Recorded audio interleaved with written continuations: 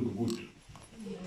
C'est qu'il faut en payer le prix et être à la brèche pour y arriver, même que coûte que coûte. Vous savez, un jour j'ai écouté une émission, je regarde beaucoup des reportages, et il dit les grands bâtisseurs de l'époque, ils y ont arrivé parce qu'ils ne savaient pas qu'ils pouvaient le faire. Du moment qu'ils ne savaient pas qu'ils pouvaient le faire, ils sont engrangés là-dedans et puis ils ont réussi.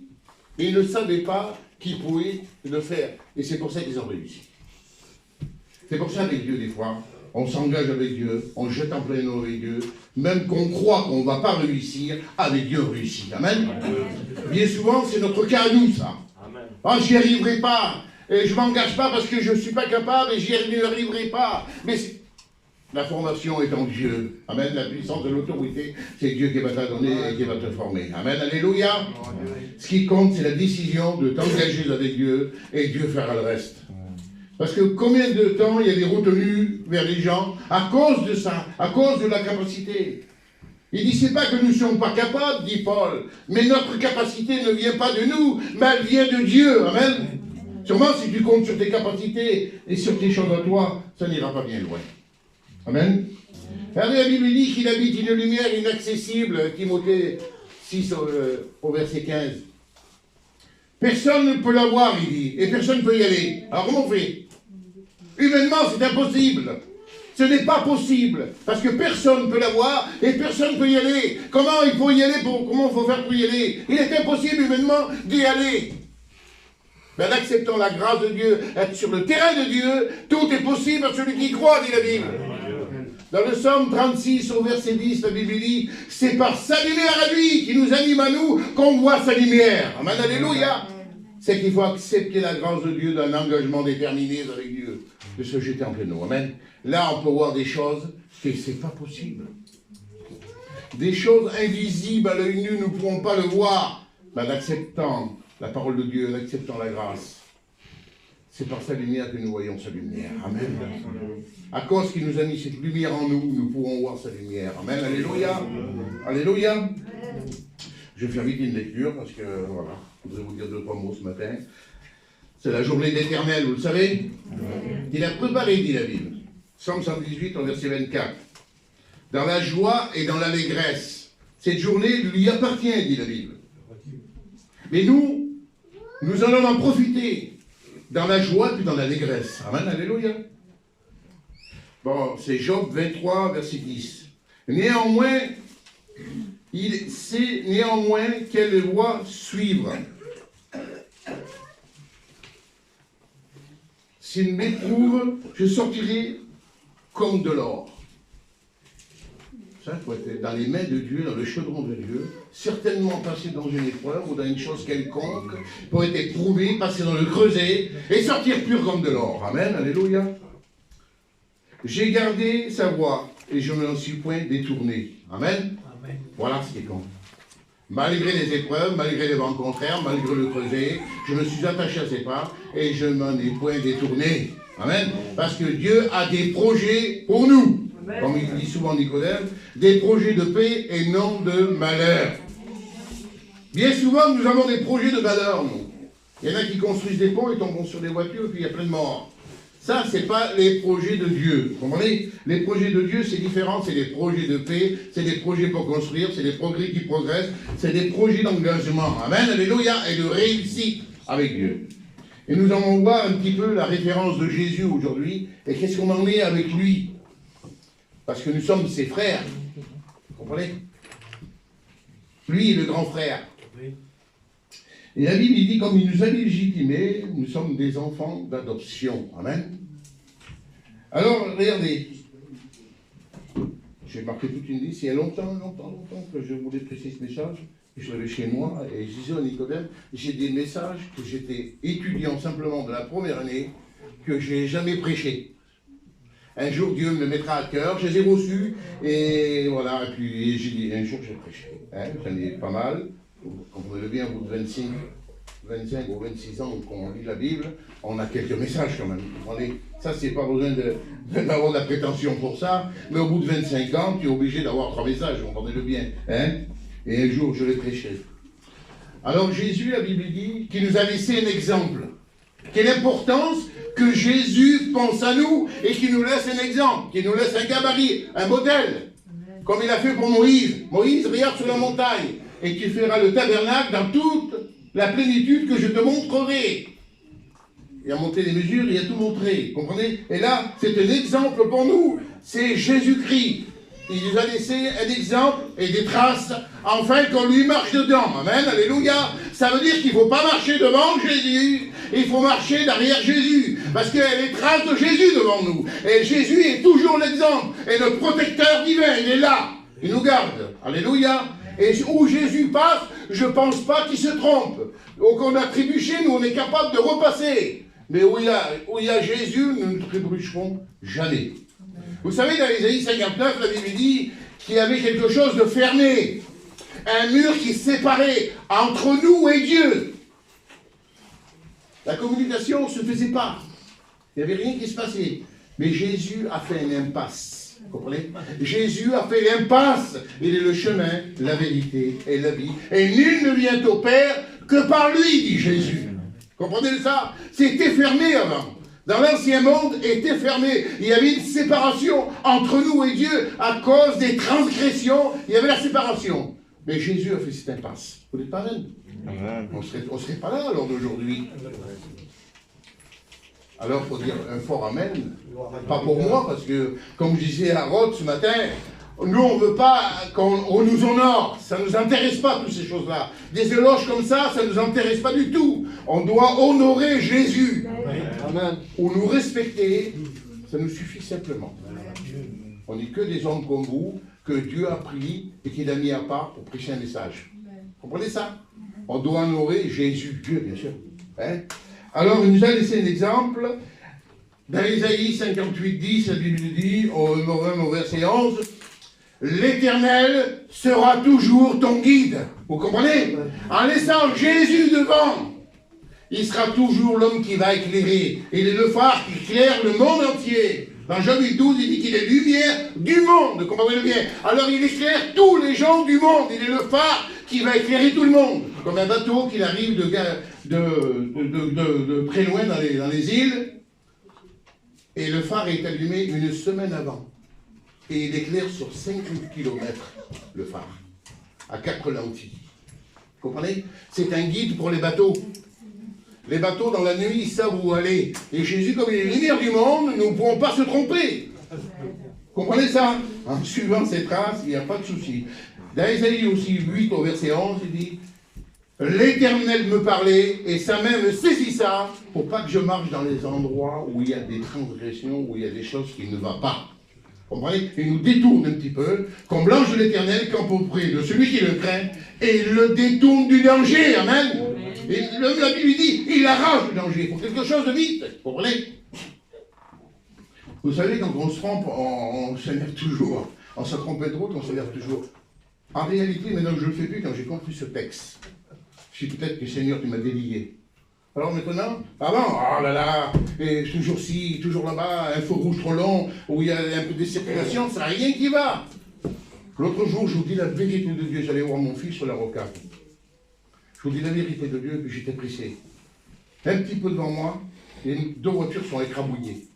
Peut-être que s'il n'y avait pas eu ça, c'est peut-être moi qui aurais eu le cœur, vous comprenez? Des fois, on est préservé et on ne s'en rend même pas compte. Hein? Alors, le Dieu de paix, la Bible dit qu'il est là. Hein? Alors, qu'est-ce qu'il est Jésus pour nous, en réalité? C'est un peu sa référence que je prêche ce matin. Qu'est-ce qu'il est pour nous? Qu'est-ce qu'il est pour vous? Qu'est-ce qu'il est pour toi, exactement? Eh bien, il est un bouclier. Et un bouclier, c'est pour arrêter les flèches, pour arrêter les épées. Parce que bien souvent, et la Bible dit que l'ennemi a des flèches enflammées du malin.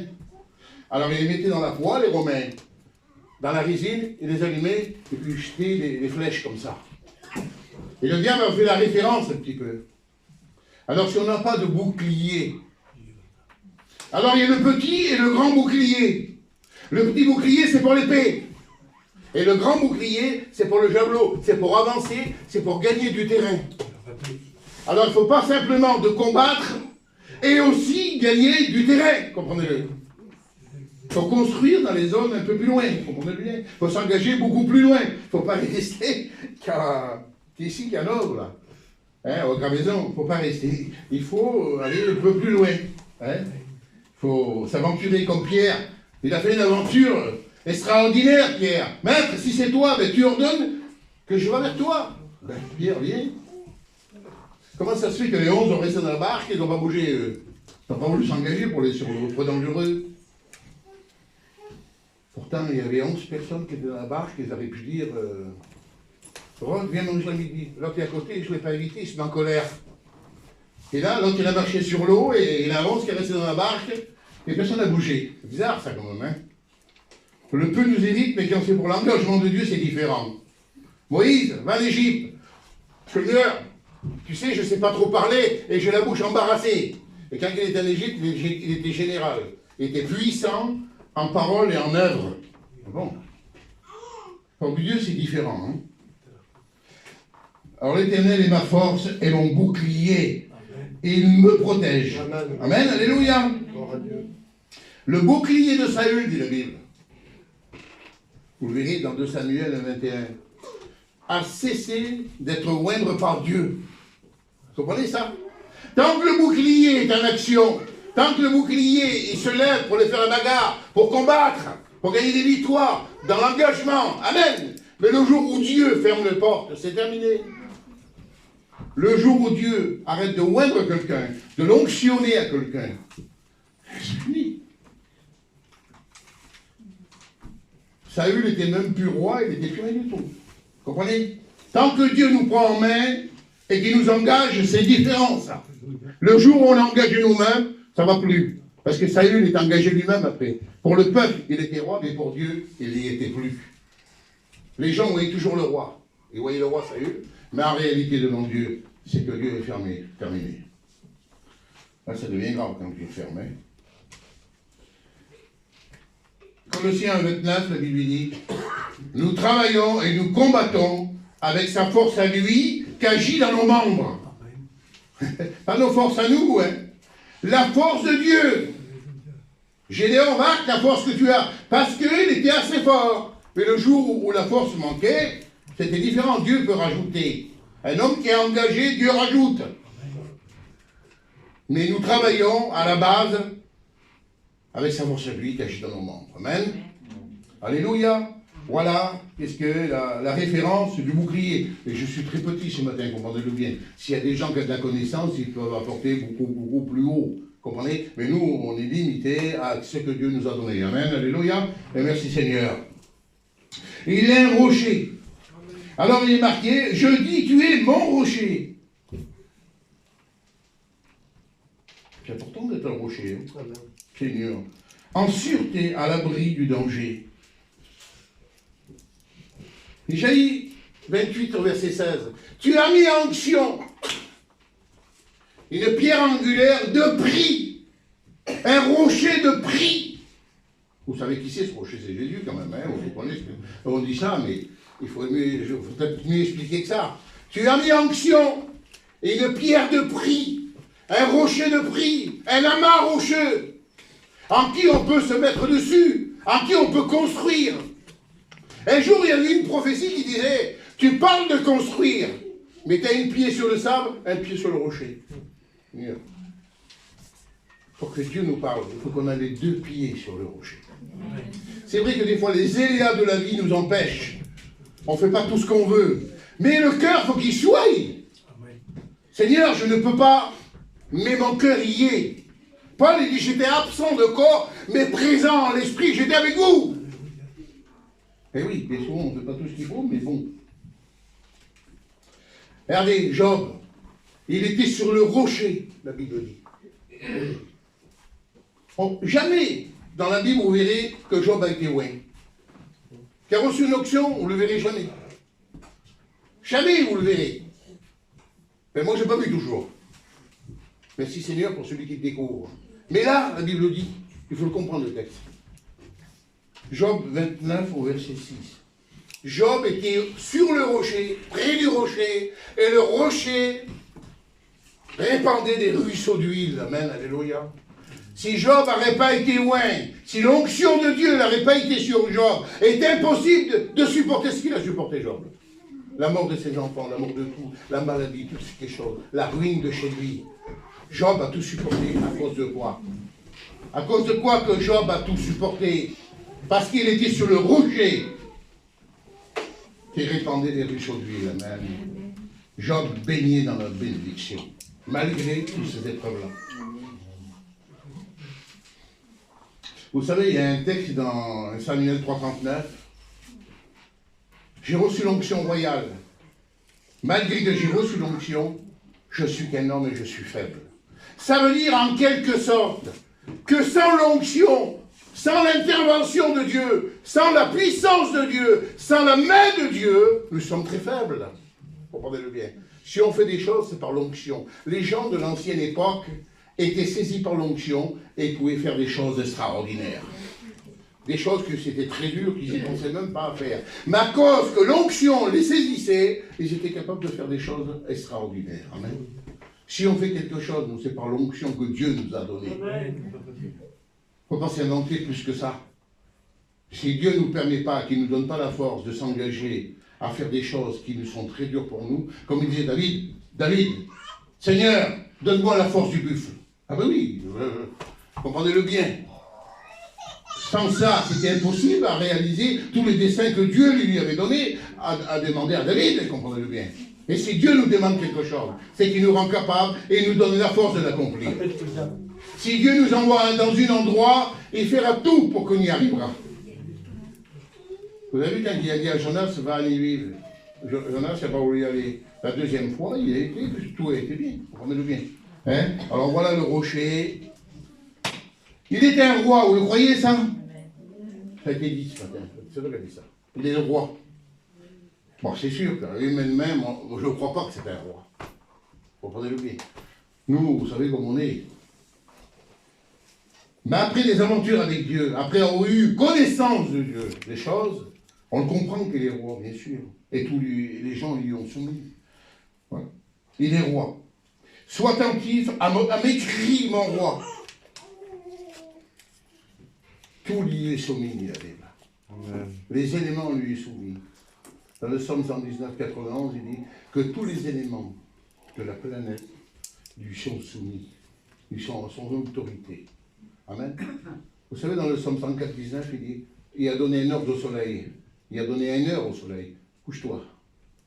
Le soleil va se coucher à l'heure que Dieu lui a donnée. Vous croyez ça? Alors tout est soumis, tout est sous ses pieds. Amen. Alléluia. Il est le roi. Amen. Alléluia.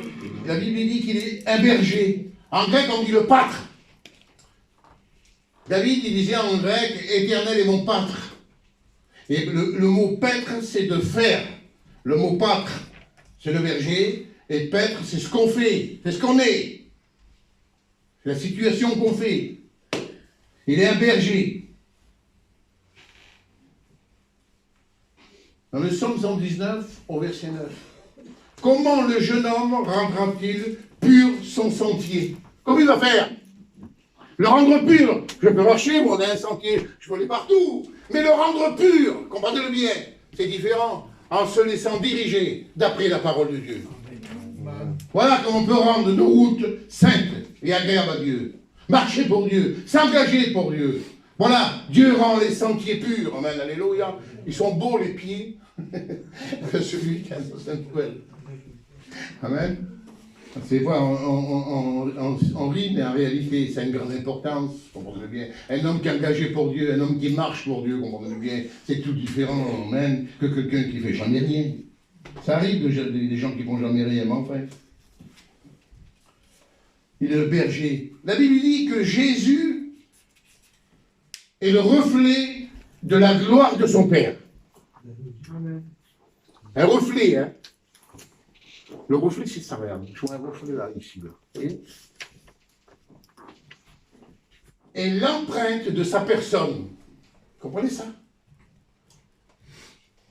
Et vous regarderez, dans 2 Corinthiens 1, 22, la Bible dit que nous sommes l'empreinte de Jésus. Amen. Vous croyez ça? Vous imaginez un peu ce que Dieu fait? Il nous identifie à Jésus. à son Fils de Dieu. Il est le reflet de sa gloire, l'empreinte de sa personne. Et nous-mêmes, vous regarderez, dans certaines versions, il dit sceau. Moi, dans la version 21, il nous dit l'empreinte de sa personne. Amen. Alléluia.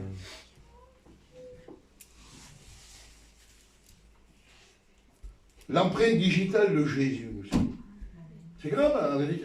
Personne dit amen, je ne comprends pas, moi. C'est pas un mot grave, ça, quand même, non? Avoir l'empreinte de Jésus. Je ne vois pas la gravité qu'il y a là. Pour le reflet de sa gloire, je ne vois pas ce qu'il y a de si grave. C'est un acte authentique de notre foi, la Bible. Eh oui. C'est un acte d'identité. On a l'identité de Dieu. Ça vous va, comme ça vous va? C'est quoi, c'est quoi, lui, je dis, petit comme ça, il était pénible, j'ai arraché le roi, il y a lui aussi. Et à lui aussi. C'est plus jeune que moi, eux. Maintenant, c'est les responsables, vous avez vu, ça les riches, ça fait tout. Dieu les a changés, vous avez vu, c'est plus les mêmes. Voilà, Dieu les a changés, merci Seigneur. Nicodème aussi, il est responsable, il était tout jeune. Maintenant, ben, Dieu les choisit, Dieu les forme, et Dieu les engage. Amen, que Dieu les bénisse. Amen. Il est un refuge, non, il est un juge, pardon. Il est un juste juge. Il juge dans la fidélité, vous le croyez ça? Moi je crois. Et vous savez, Moïse jugeait les affaires de Dieu, dit la Bible. Exode 18, 13. Et il passait toute la journée à juger les affaires de Dieu, pour enseigner les gens dans la vérité, dans la loi de Dieu, dans la fidélité. Mais voilà que Moïse, un jour, la Bible dit qu'il était fatigué. Et là, il vient son beau-père. Et la Bible dit qu'il a écouté la voix de l'ancien. Alors d'aujourd'hui, Seigneur Jésus, il n'y a pas beaucoup de gens qui écoutent la voix de l'ancien, je vous le dis tout de suite. Hein. Et même quand nous sommes fatigués, ça ne changera rien du tout, ça. Mais Moïse, il dit, toi, ce que tu fais, tu travailles toute la journée, du matin jusqu'au soir. Et les gens sont devant toi, en train de poser des questions. Alors tu t'épuises et tu te fatigues. Et en te fatiguant et en t'épuisant, tu fatigues le peuple. Alors choisis-toi des hommes de valeur et engage-toi avec eux et travaille avec eux, amen. Voilà, l'évangile, ce que c'est. C'est la source de bénédiction. Paul dit, quand j'ai vu les frères, j'ai repris courage. Donc, les frères apportent le courage chez les gens. Je ne porte peut-être pas la solution voulue, mais comme une frère qui m'a encouragé quand je passais dans des déserts, moi, et on a passé beaucoup dans les déserts chez nous, à cause de la famille. Et bien, des fois, quand je voyais des gens qui venaient passer une heure chez moi, ben, croyez-moi que ça me faisait plaisir. À l'heure d'aujourd'hui, on ne voit pas trop ça. On ne le voit pas trop. C'est des choses qu'on voit de moins en moins. Tu ouvriras la main à ton frère ou à ta sœur. Bien souvent, elle est fermée. Il faut arrêter de la fermer, il faut avoir une main bénévole, une main secouriste, amen, une main d'une situation. Alléluia. Ou une main d'association. C'est important, ça aussi, ça. De voir dans la même direction. Avoir le même état d'esprit, le même engagement, le même travail, vouloir les mêmes choses. Un jour, j'ai dit à un frère, j'ai dit, je vais te donner l'exemple parce qu'il ne comprenait pas. Si un jour on prend 2 bouts de bois, si Dieu allait nous donner 2 bouts de bois, on doit arriver à travailler dans le même sens. Comprenez bien le sens. On doit faire les choses qui ressemblent à Jésus, les choses qui ressemblent à l'Évangile. Comprenez-le bien, on doit faire ça. On doit être le modèle. On doit être le modèle des choses. Nous sommes une église vivante. La Bible dit que nous sommes une lettre de Christ pour instruire autrui. Eh oui. On doit instruire. Eh oui. Il y a un refuge aussi. Vous savez qu'il y avait des villes, il y avait 6 villes à l'époque de refuge pour le vengeur de sang. Les gens qui avaient tué innocents, on pouvait les réfugier, on pouvait les prendre. Parce que le vengeur de sang, au bout d'un moment, il ne le trouvait plus, puis il allait ailleurs où il mourait. Parce que les vengeurs de sang, on appelait ça. Les gens qui voulaient rendre les choses. Les gens qui voulaient retuer les gens. Qui voulaient refaire du mal aux gens. Et Dieu, quand tu étais innocent, ne permettait pas ces choses-là. Alors il y avait des villes de refuge.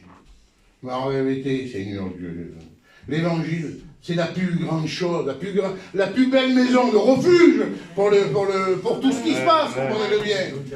J'aime pas dire le mot drogué, mais j'aime pas dire les substances chimiques, je dis, parce que j'aime pas dire ce mot. Ou dans l'alcoolémie, ou dans ces choses-là, on n'y a pas. Moi, je n'ai pas touché ça à la drogue, mais j'ai touché à beaucoup de choses d'autres, comprenez-le bien. Eh bien, pour moi, ça a été la maison du refuge. Amen. Et croyez-moi que la Bible dit, je ne mets point dehors celui qui vient à moi. Comprenez-le? C'est la maison du refuge. Hein? C'est la maison du refuge. Eh bien, c'est l'église aussi. C'est l'Éternel, amen, alléluia. C'est la maison du refuge. Même que tu es un pécheur, eh bien, c'est la maison du refuge. Voilà. Il y a la main d'association, il y a l'amour de Dieu. Il y a beaucoup de choses dans la maison du refuge, vous comprenez bien.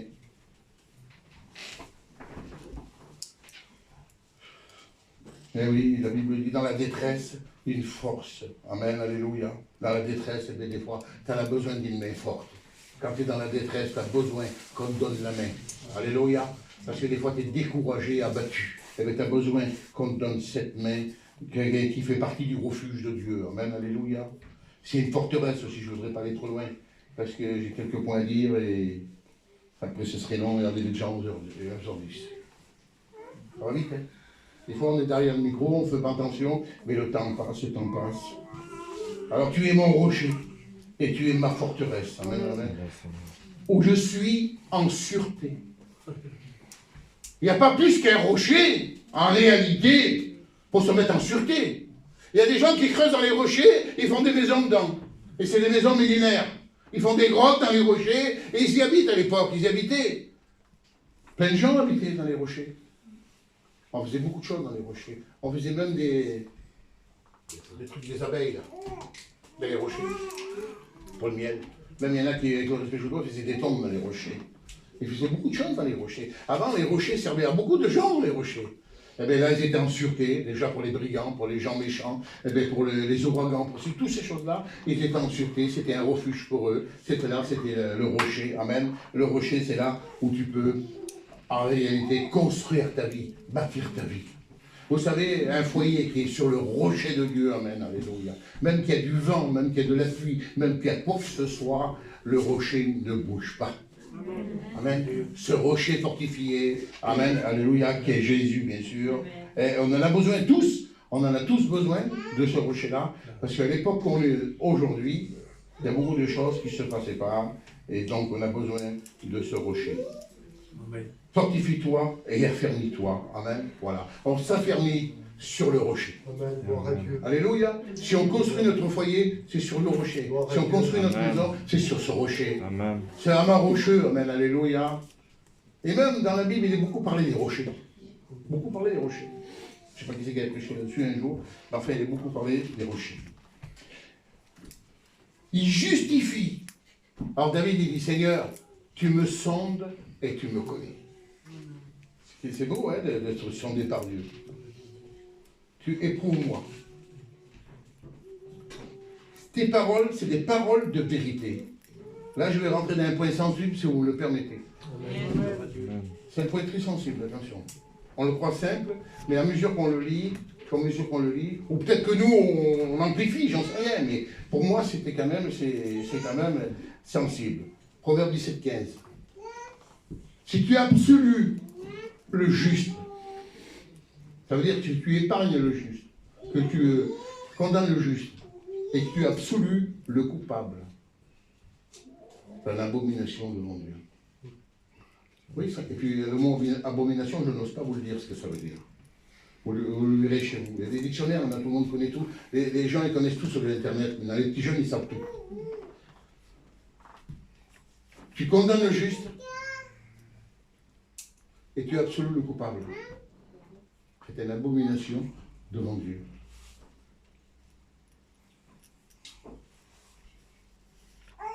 Proverbe 28, la Bible dit que celui qui se détourne de ces vérités-là est une abomination. Parce que c'est notre cousin, parce que c'est notre oncle, ou parce que c'est un parenté. Eh oui, mais qu'est-ce qu'on fasse?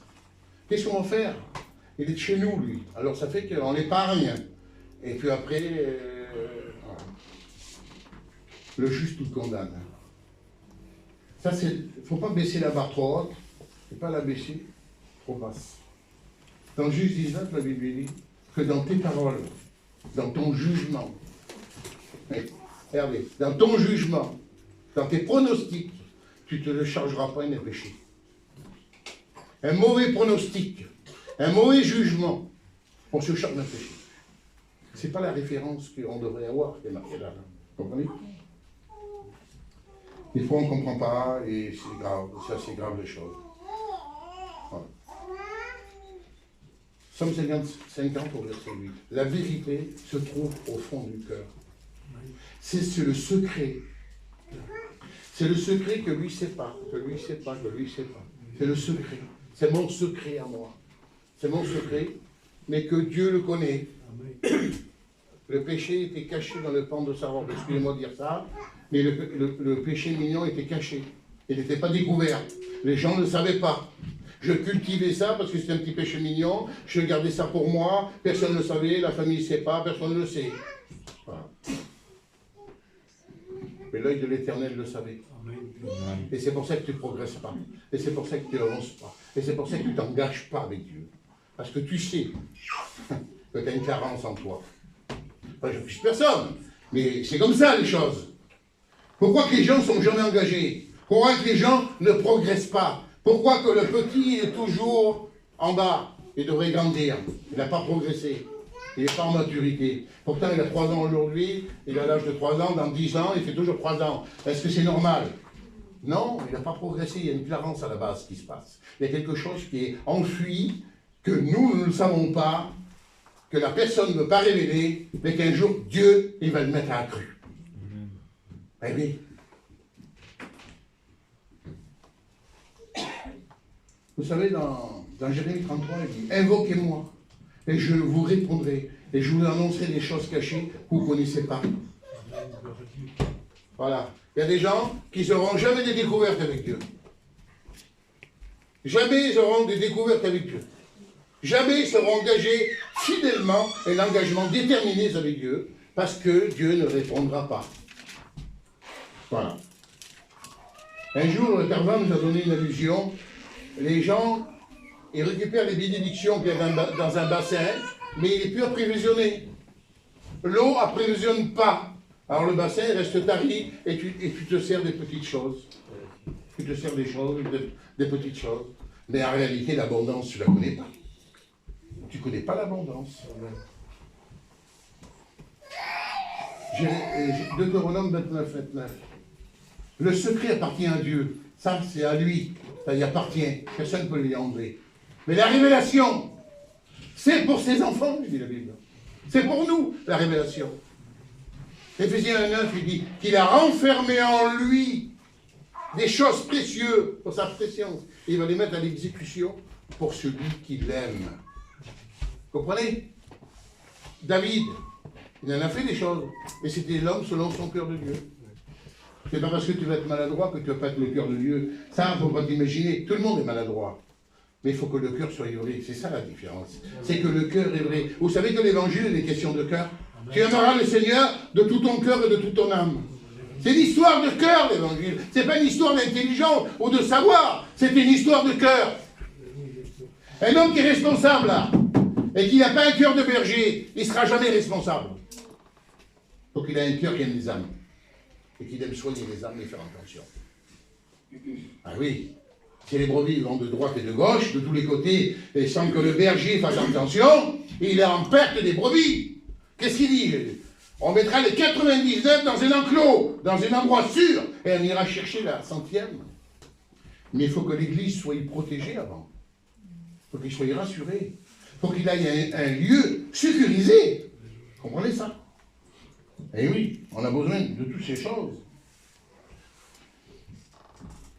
Il est un créateur aussi. J'ai fléchi les genoux, dit David, devant mon créateur. Quand j'ai vu les étoiles et que j'ai vu tous ces astres, quand j'ai vu toutes ces choses-là, Somme 8,4, il dit, j'ai fléchi les genoux devant mon créateur. Amen, alléluia. C'est devant lui que nous devons fléchir les genoux. Pierre, il dit, non, ne te mets pas à genoux, il dit, je suis qu'un homme. On ne doit pas faire des choses comme ça. Hein? Un homme reste un homme. On doit le respecter, comme je vous disais tout à l'heure. Il est un libérateur. L'Éternel est mon libérateur, Seigneur. Quand je suis dans la détresse, c'est lui qui vient me délivrer. Isaïe 40. Israël, aujourd'hui, pas demain, aujourd'hui là, Si on veut, on peut. Ta captivité est terminée. Tu vas emprunter une nouvelle ère, des nouveaux chemins, des nouvelles décisions, des nouvelles visions, des nouvelles démarches, des nouveaux projets.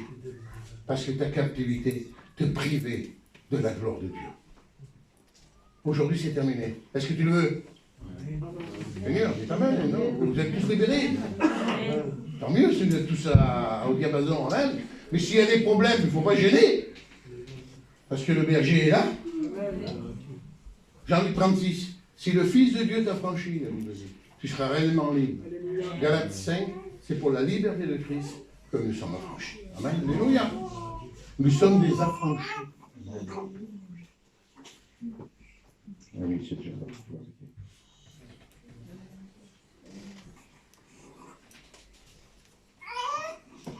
Je voudrais dire un point, puis m'arrêter.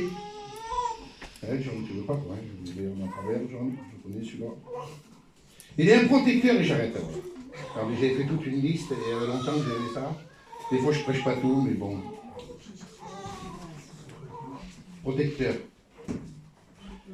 Le Psaume 32 dit ici, Seigneur, tu me gardes, et je suis environné de grâce. Alléluia.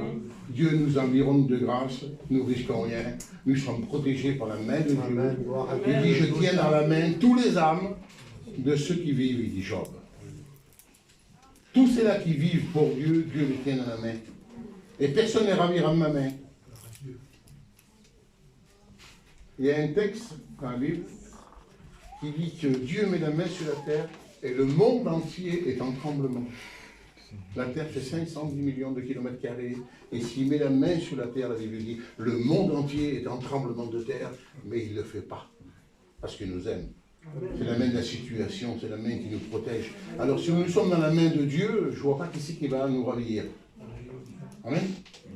J'ai oublié le petit, vous voulez chanter un cantique, Seigneur. Viens, bébé, viens.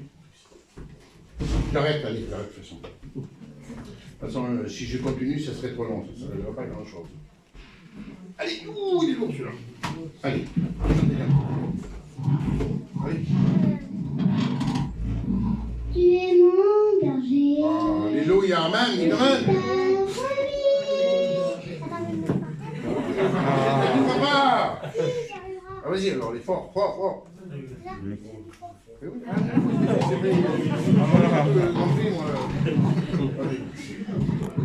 Tu es mon berger, je suis ta brebis, tu prends soin de moi, tu guides mes pas dans l'obscurité, je suis ta lumière, même dans le désert, tu crées mon chemin, sans je ne craindrai rien, je n'ai plus peur de rien, tu me soutiens, je n'ai plus peur de rien, tu tiens ma main dans ta main.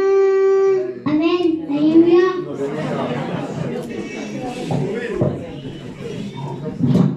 Gloire à Dieu. Même dans le désert, il fait du chemin, il y a des lois, ils sont risqués dans le désert. Les Bédouins ne mourront pas dans le désert. Hein. Les Bédouins, ils sont dans le désert, les Touaregs, ils sont dans le désert, ils sont nés dans le désert, ils sont toujours dans le désert, et ils ne sont pas toujours morts. Parce qu'il y a beaucoup de choses, il y a des sources dans le désert. Il y a des dates, il y a beaucoup de choses dans le désert. Je voudrais faire un appel, s'il vous plaît. Je vais faire